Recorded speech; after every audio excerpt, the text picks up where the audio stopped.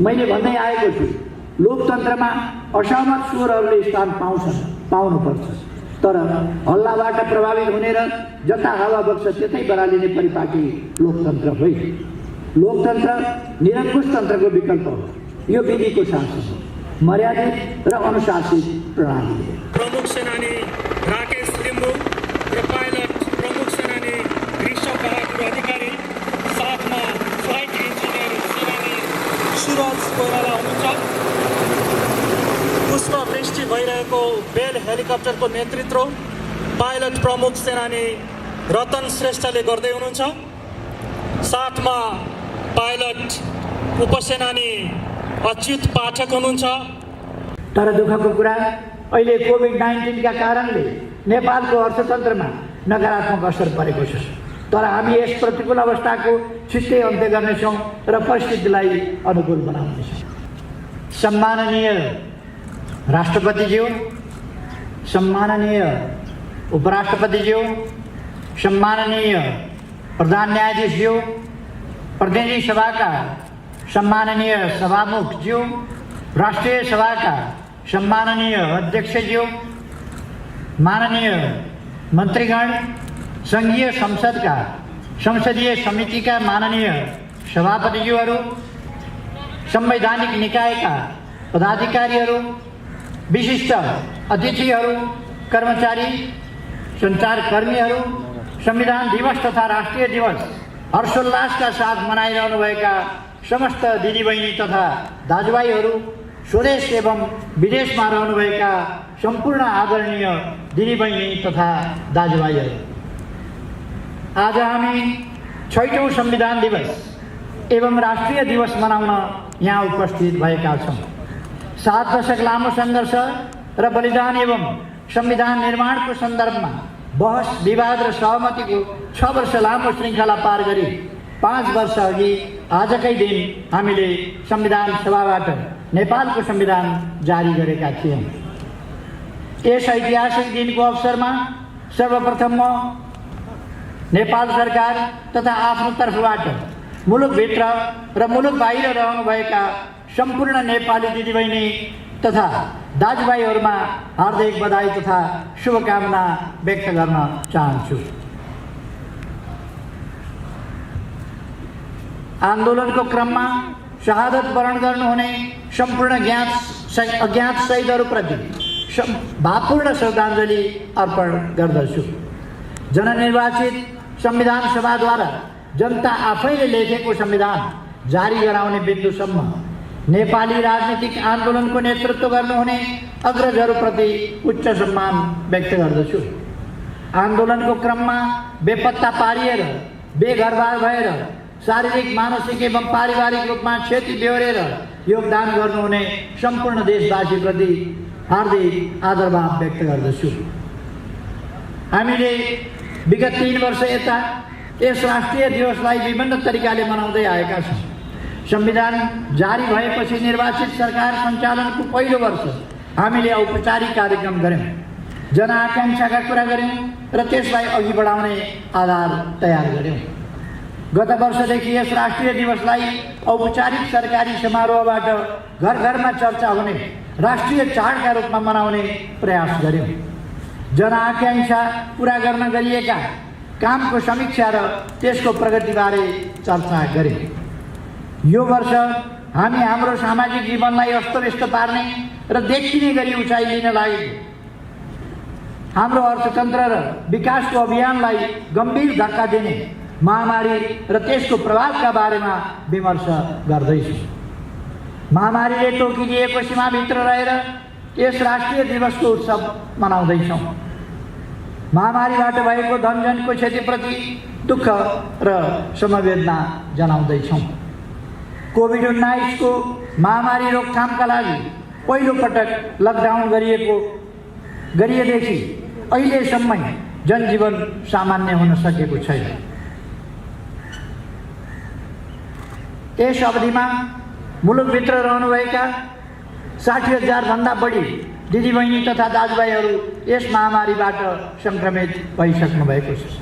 43,000 भन्दा बढी सङ्क्रमित यस अवधिमा निको भए पनि देशभित्र झन्डै 400 भन्दा बढी र देश बाहिर विभिन्न मुलुकमा कार्यरत सयौंको संख्यामा नेपालीहरूको ज्यान यस महामारीले लिइसकेको छ। संक्रमितहरूको शीघ्र स्वास्थ्य लाभको कामना गर्दै यस महामारीबाट यति धेरै नेपालीहरूको जीवन गुमेकोमा दुःख व्यक्त गर्न चाहन्छु। आफन्तको वियोगमा पीडाबोध गरिरहनुभएका स्वदेश तथा विदेशमा रहने सम्पूर्ण नेपाली दिदीबहिनी तथा दाजुभाइहरूमा गहिरो समवेदना प्रकट गर्दछु। मानव जातिले प्राकृतिक विपत्ति भोग्दै आएको छ र हामी नेपालीले पनि हरेक वर्ष पहिरोबाट धेरैको ज्यान गएको छ भने दर्जनौं नेपालीले त सिङ्गो परिवार नै गुमाउनु परेको छ। केही बस्तीहरू सखाप भएका छन्, कयौं परिवार घरबार विहीन हुन पुगेका छन्। महामारीबाट ज्यान गुमाउने जत्तिकै संख्यामा यी प्राकृतिक विपत्तिमा पनि नेपालीहरूको ज्यान गएको छ। यस विपत्तिबाट जीवन गुमाउनु हुनेहरूप्रति दुःख व्यक्त गर्दै शोकाकुल परिवारजनमा गहिरो समवेदना प्रकट गर्दछु। घाइतेहरूको शीघ्र स्वास्थ्य लाभको कामना गर्दछु। प्रकृतिको नियम हो, कष्टै महामारी र विपत्तिमा पनि समय रोकिँदैन। ऋतु फेरिन्छन्, जतिसुकै पीडा वा छटपटी रहे पनि मानिसहरू जीवनलाई निरन्तरता दिन्छन्।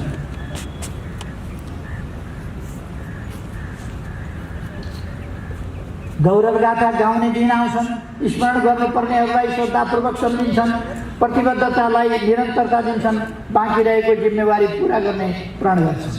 महामारी र विपत्ति बीच हामी यिनै शोक र सङ्कल्पहरूबीच यस वर्षको राष्ट्रिय दिवसको उत्सवमा सरिक भइरहेका छौँ। दिदीबहिनी तथा दाजुभाइहरू, कोभिड-19 एक्कासी आएको विपत्ति हो।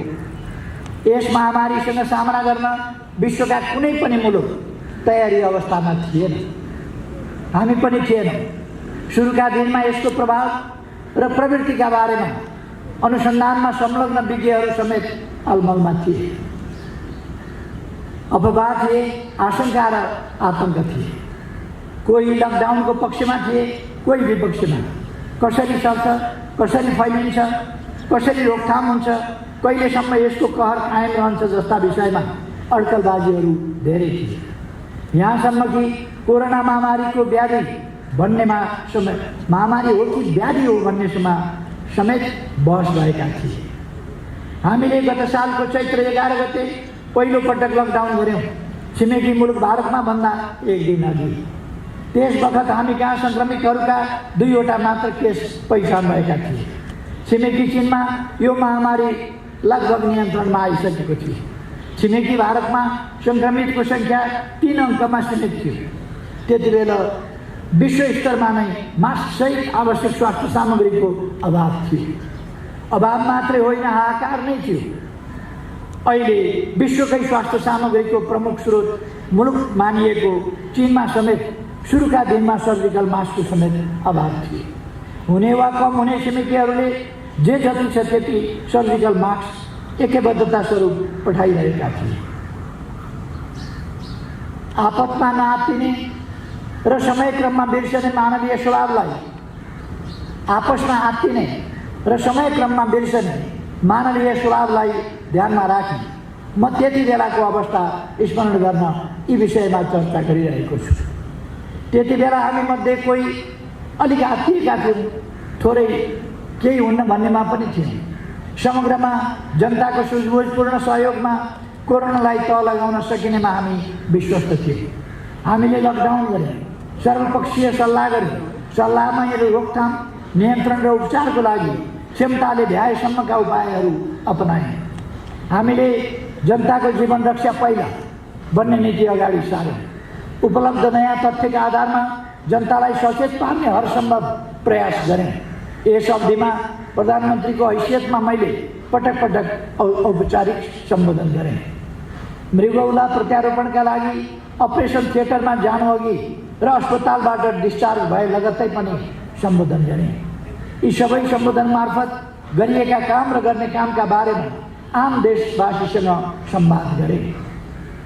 सामाजिक दूरी कायम गर्ने, मास्क प्रयोग गर्ने र समय समयमा हात धुने मात्रै होइन, आफ्नो आन्तरिक रोग प्रतिरोधी क्षमता वृद्धि गरी सिङ्गो मुलुकलाई निरोगी नेपाल अभियानमा संलग्न हुनुपर्नेमा जोड दिए। चिकित्सक तथा स्वास्थ्यकर्मी कोभिड-19 को संक्रमण नेपालमा देखिनु पूर्वको कमजोर र अहिले उपचारका पूर्वाधार तथा क्षमतामा उल्लेखनीय प्रगति भएको अवस्था बीचमा आकाश जमिनको फरक छ।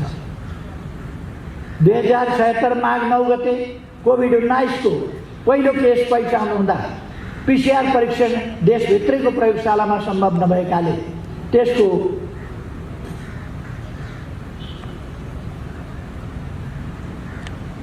त्यसको नमुना विदेश पठाउनु परेको थियो। हाल देशभित्र सरकारी 33 र निजी 14 गरी 47 आरटी-पीसीआर परीक्षण प्रयोगशालाहरू सञ्चालनमा छन्। परीक्षणको दैनिक क्षमता 23,500 भन्दा माथि छ।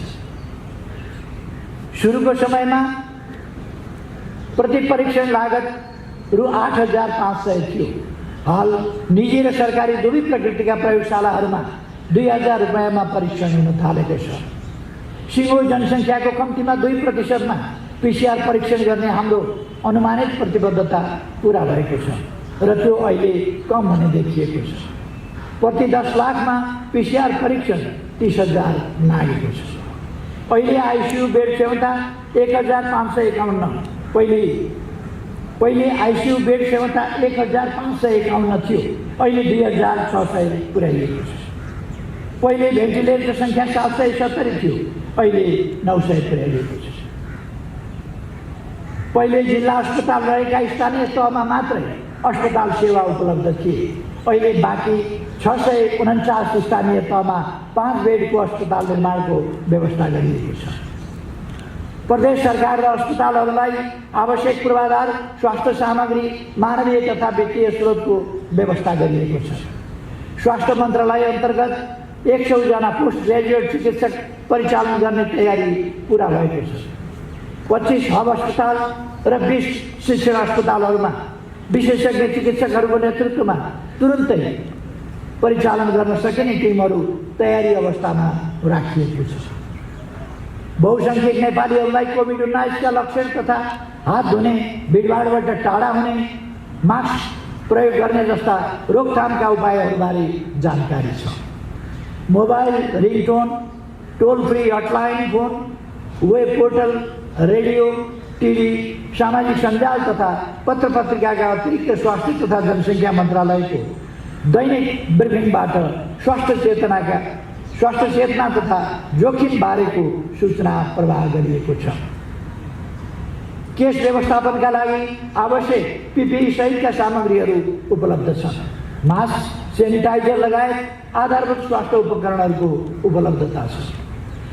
पहिले परम्परागत औषधि आदिका बारेमा दुविधा थियो, अहिले हाम्रा जडीबुटी र परम्परागत वस्तुहरूको प्रयोगबाट आफू निको भएको भनेर कतिपय सङ्क्रमितहरूका अनुभव पनि सुन्न थालिएको छ। दिदीबहिनी तथा दाजुभाइहरू, गत वर्ष आजकै दिन मैले सरकार सञ्चालनको 18 महिना भएका उपलब्धिको संक्षिप्त विवरण राखेको थिएँ। यदि कोरोना महामारी हुँदैनथ्यो भने आज गत वर्ष कबुल गरिएका कतिपय काम सम्पन्न भएको विवरणको चर्चा हुने थियो। केही राष्ट्रिय गौरवका आयोजनाहरू उद्घाटन हुने थिए। भैरवाको अन्तर्राष्ट्रिय विमानस्थल सञ्चालनमा आइसकेको हुने थियो। माथिल्लो तामाकोशी जलविद्युत आयोजनाबाट ऊर्जा उत्पादन सुरु भएको हुने थियो। मेलम्चेकको पानी आउन लागिसकेको हुने थियो। रानी पोखरीको पुनर्निर्माण सम्पन्न भइसकेको हुने थियो, अहिले लगभग सम्पन्न भइ पनि सकेको छ भन्दा धरहरा निर्माणको कार्य सकिने थियो। निजी आवास पुनर्निर्माणको काम पूर्ण रूपमै भइसकेको हुने थियो। विगत 3 वर्षदेखि हाम्रो अर्थतन्त्रले उच्च आर्थिक वृद्धि दरको लय समातेको थियो। मानव विकास सूचकाङ्क, व्यवसाय गर्ने सहज वातावरण, भोकमरीको अवस्था, शान्ति सुव्यवस्था तथा कानुनी शासन, भ्रष्टाचार निवारण, पर्यटकीय प्रतिस्पर्धा, लैङ्गिक समानता, विद्यालय शिक्षा, बालबालिका र स्वास्थ्य जस्ता विश्वव्यापी 14 विभिन्न सूचकाङ्कमा नेपालले उल्लेख्य सुधार गरेको पनि थियो। तर दुःखको कुरा, अहिले कोभिड-19 का कारणले नेपालको अर्थतन्त्रमा नकारात्मक असर परेको छ। तर हामी यस प्रतिकूल अवस्थाको छिट्टै अन्त्य गर्नेछौँ र परिस्थितिलाई अनुकूल बनाउनेछौँ।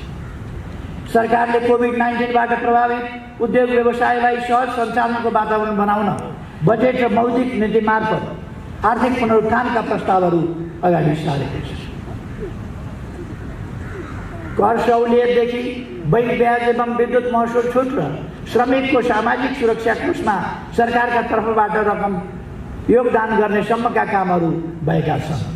अर्थतन्त्रलाई पुनरुत्थान गर्न कृषि, ऊर्जा, पर्यटन तथा घरेलु एवं साना मझौला उद्योग अत्यावश्यक उपभोगका वस्तुहरूको आपूर्तिमा कमी हुन दिएको छैन। हाल सरकारी र निजी क्षेत्रमा खाद्य पदार्थहरूको मौजुद पर्याप्त छ। वैदेशिक व्यापार घाटा सुधारोन्मुख छ। वर्तमान बन्दाबन्दीको अवस्थामा पनि विप्रेषण आप्रवाहमा निरन्तरता छ। यस अवधिमा मासिक औसतभन्दा बढी नै विप्रेषण आप्रवाह भएको छ। जेठ, असार र साउन पछिल्लो 3 महिनामा करिब 287 अर्ब रुपियाँ विप्रेषण आप्रवाह भएको छ।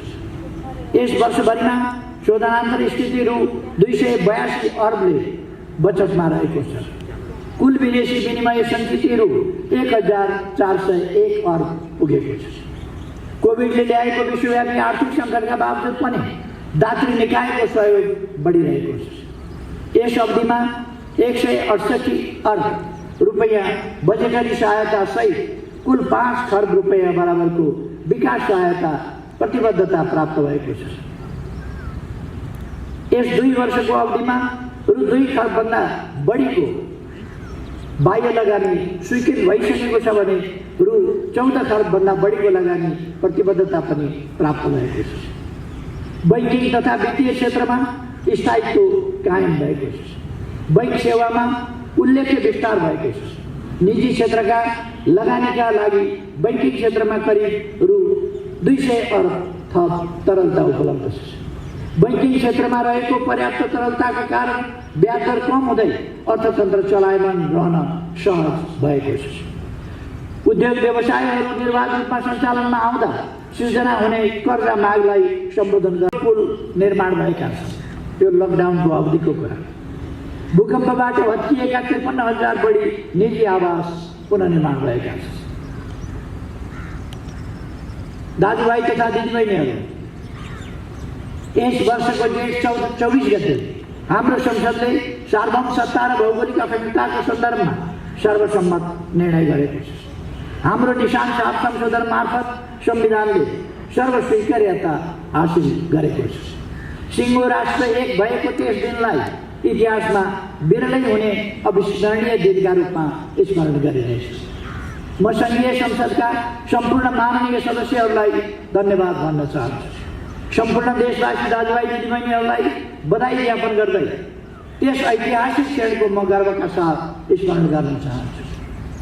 मैले सरकारको नेतृत्व सम्हालेदेखि नै कसैले म यो सरकार र सत्तारूढ दलको लोकतन्त्रप्रतिको निष्ठाका बारेमा गरिने आशंका वा भ्रम सिर्जना गर्ने प्रयासबाट विस्मित हुने गरेको छु। मैले भन्दै आएको छु, लोकतन्त्रमा असहमत स्वरहरूले स्थान पाउनुपर्छ, तर हल्लाबाट प्रभावित हुने र जता हावा बग्छ त्यतै बरालिने परिपाटी लोकतन्त्र होइन। लोकतन्त्र निरङ्कुश तन्त्रको विकल्प हो। यो विधिको शासन हो, मर्यादित र अनुशासित प्रणाली हो। स्वतन्त्र प्रेस लोकतन्त्रको अभिव्यक्ति हो। यसले लोकतन्त्रलाई सुदृढ बनाउँछ, लोकतान्त्रिक संस्कार, व्यवहार र अभ्यासलाई बलियो बनाउँछ। हाम्रा आम सञ्चारका माध्यमहरूले पनि तथ्यको आधारमा सत्य पस्किने र समाजलाई सुसूचित गर्ने दायित्व वहन गरी आफूलाई व्यावसायिक पत्रकारिताको तहमा उठी जनताको सही सूचना प्राप्त गर्ने हकको रक्षा गर्न प्रतिबद्ध र सफल हुनुपर्दछ भन्ने म ठान्दछु। हिजो नियन्त्रित र कमजोर अवस्थामा पनि अग्रगामी आन्दोलनमा योगदान पुर्याउने सञ्चार माध्यम र बौद्धिक जगतले आज बाटो अल्मलिन मिल्दैन। अझ स्पष्ट र सुदृढ योगदानको अपेक्षा नेपाली जनताले गरेको मैले पाएको छु। सङ्कटको बेला, अझ मानिसको मन दुखेको बेला हल्लाहरूले जनमतलाई प्रदूषित गर्ने जोखिम हुन्छ। विगत 1 वर्ष यता हाम्रो लोकतन्त्र, गणतन्त्र र संघीयताका बारेमा कहिले मन्द त कहिले प्रश्न सुनिने गरी प्रश्न उठेको मैले सुनेको छु। मैले विगतका सम्बोधनमा पनि भनेको थिएँ, जब राष्ट्रले निर्णय लिन्छ त्यहाँ अलमल होइन, प्रतिबद्धता हुन्छ। संघीय लोकतान्त्रिक गणतन्त्र नेपाली जनताले लिएको ऐतिहासिक निर्णय हो। अब यसलाई इमान्दारितापूर्वक सबल बनाउन लाग्नु हामी सबै नेपालीको कर्तव्य। यस देशमा नेपालको राजनीतिमा अस्थिरता ल्याउने योजनाबद्ध प्रयासहरू पनि तीव्रताका साथ भए। ती प्रयासलाई परास्त गरेर हामी नेपालीले फेरि स्थिरता र स्थायित्वलाई सुनिश्चित गरेका छौँ। पोहोर साल यो संविधान र व्यवस्थाको मात्रै होइन, राष्ट्रिय अखण्डताकै विकल्प खोज्छु भन्ने शक्ति निशक्त राजनीतिक मूलधारमा समावेश भयो। मैले गत वर्ष पनि संविधानका कुनै धारा र दफाहरूले कहीँ कतै हाम्रो अधिकार ओझेल पारे भन्ने बुझाइमा कोही भए औचित्य र आवश्यकताको आधारमा समयक्रममा सच्याइन्छ भनेको थिए।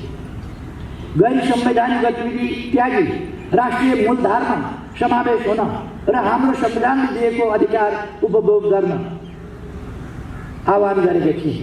निकट विगतमा सर्वसम्मतिले गरिएको संविधान संशोधनबाट त्यसको पुष्टि भएको छ। 6औं संविधान दिवस एवं राष्ट्रिय दिवसको अवसरमा म फेरि दोहोऱ्याउन चाहन्छु, हाम्रो संविधान सबै अट्ने गतिशील दस्तावेज हो। यसैलाई लियो माने सबै दल समूहहरू राष्ट्रिय मूलधारमा सामेल भई सृजनशील र रचनात्मक ढङ्गले क्रियाशील हौँ। आशंका वा अस्पष्टताहरू छन् भने संवादको माध्यमबाट तिनलाई हटाउन सरकार सदैव तयार रहेको कुरा म पुनः स्पष्ट गर्न चाहन्छु। दाजुभाइ तथा दिदीबहिनीहरू, एउटा विषयमा म आज पनि थोरै चर्चा गर्न चाहन्छु। 2 वर्ष अघि यसै समारोहलाई सम्बोधन गर्दै मैले भनेको थिएँ, विकासका सन्दर्भमा देखिएको एक प्रकारको अलमल भइहाल्छ नि भन्दै सुस्तरी चल्ने वा गरिहाल्लान् नि भन्दै चल्दै नचल्नेहरू र जनआकांक्षा अनुरूप शीघ्र विकासको लागि तीव्र गतिमा दौडन खोज्नेहरू बीचको बेमेल। यो बेमेल अन्त्य गर्न बाँकी नै छ। तसर्थ फेरि एकपटक जोड दिन चाहन्छु, भइहाल्छ नि वा गरिहाल्लान् नि भन्ने सुविधा हामीलाई छैन। हामीले प्रतिबद्धतालाई परिणतिमा बदल्नै पर्दछ। सरकारमा हाम्रो उपस्थिति तीव्र गति र शीघ्र विकासको अनियमितता नियन्त्रण चुनौतीपूर्ण रहेको छ। मैले पटक भन्दै आएको छु, भ्रष्टाचार गर्न दिन्न र भ्रष्टाचारीका विरुद्ध बोल्दा मुखमा पानी हालेर बोल्नु। भ्रष्टाचार विरुद्धको सरकारको यस अभियानमा हाम्रा नियामक निकायहरूले यस अवधिमा महत्त्वपूर्ण भूमिका निर्वाह गरेका छन्। अख्तियार दुरुपयोग अनुसन्धान आयोगले मात्रै विगत 2 आर्थिक वर्षमा 792 केसहरूमा मुद्दा चलाएको छ। राजस्व अनुसन्धान विभागले 1027 जना विरुद्ध 31 अर्ब पानी कारोबारमा मुद्दा चलाएको छ। लोकतन्त्र प्राप्तिको 7 दशकभन्दा लामो सङ्घर्षमा हामीले सामन्ती प्रतिक्रियावादी राज्य सत्ताका विरुद्ध नेपाली जनतालाई परिचालित गऱ्यौँ। ढाल्नुपर्ने र फाल्नुपर्ने सत्ताको रूपमा हामीले विरोधको निशाना बनाएको राज्य व्यवस्था संविधान सभाद्वारा संविधान जारी भएसँगै समाप्त भयो। हामी अहिले जनताद्वारा जनताका लागि जननिर्वाचित प्रतिनिधिबाट लेखिएको संविधानले सिर्जना गरेको नयाँ राज्य व्यवस्था सञ्चालन गरिरहेका छौँ। प्रश्न उठ्छ, आफैले आफ्ना लागि बनाएको यो राज्य प्रणालीमा खाल्टाखुल्टी भए सम्झाउन सकिन्छ, तर यसलाई सुदृढ गर्नुको साटो विगतको निरङ्कुश प्रणालीलाई गए यसका विरुद्ध जानी नजानी माहौल खडा गर्नु कुनै पनि हालतमा उचित हुनै सक्दैन। दिदीबहिनी तथा दाजुभाइहरू, मलाई विश्वास छ महामारीको जोखिम कम हुनासाथ हाम्रो अर्थतन्त्र पुरानै गएमा फर्किनेछ। अर्थतन्त्रका अन्य सूचक दुरुस्त रहेको यस अवस्थामा पर्यटन लगायतका सेवा क्षेत्र सञ्चालन हुनासाथ आर्थिक वृद्धिले अपेक्षा गरेकै दरमा प्रगति गर्नेछ। यो महामारी अस्थायी परिघटना मात्रै हो।